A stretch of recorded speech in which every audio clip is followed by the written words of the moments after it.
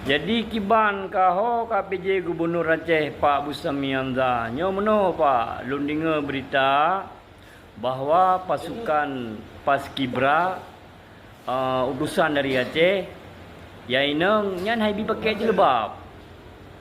Jadi kasaran dari kamu orang Aceh yang muliakan menyo memang haibi pakai jilbab, tarik mendeng pasukan tayo. Iwo mendeng gede. Kupu ya diikut-ikut nyan karena kemerdekaan nyo daco atuh rahmat Tuhan. Jadi nyo lun sarankan gero ne Pak PJ menyoro ne bati nya naik ne penuhi.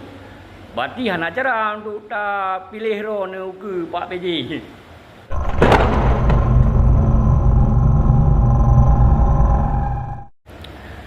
Jadi kiban kaho KPJ Gubernur Aceh Pak Bustami Hamzah. Nyo meno Pak lun dengar berita bahawa pasukan Paskibra utusan dari Aceh yaineng nyan haibi pakai jilbab. Jadi kasaran dari kamu orang Aceh yang muliakan menyo memang haibi pakai jilbab, tarik mendeng pasukan tayo. Iwo mendeng gede. Kupu ya diikut-ikut nyan karena kemerdekaan nyo daco atuh rahmat Tuhan. Jadi atuh rahmat Tuhan, kemerdekaan yang dah miliki li katanya orangnya atuh rahmat Tuhan Pak PJ. Jadi menyohana gebile Tuhan, hanakan merdeka katanya.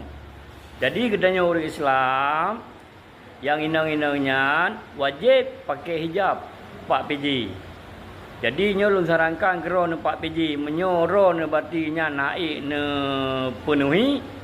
Bati hana cara untuk ta pilih ro ne uku Pak PJ. Hanya perkara ini tangani kan. Hana cara untuk ta pilih ro ne uku Pak PJ. Nyobi Pak PJ. Kenapa je Pak PJ? Nang gero Aceh nyo KIB kekhususan le pusat tentang syariat Islam. Jadi menyujud pasukan kita yang dikirim untuk tim nasional Paskibra kan. Ya ini nong menyo memang anji pakai hijab. Ni wo mendeng. Ana masalah aja. Aku pun mandaya pegat kemungkaran. Taya hina syariat agama kita. Ana cocok yang Pak PJ menyo menurut lun. Jadi menyo memang nyan ron yang demiki Pak PJ. Nyan kemungkinan insya-Allah masyarakat Aceh nyan kai pilih ron. Tapi menyonya naik yang demiki Pak PJ kan. Yang bati hana cara Pak PJ. Yang bati ron hana mendukung syariat Islam. Ya, mana le Pak PJ dari lun. Jadi menyo memang nak salah lula kemah Pak PJ. Baik bengeng-bengeng ne.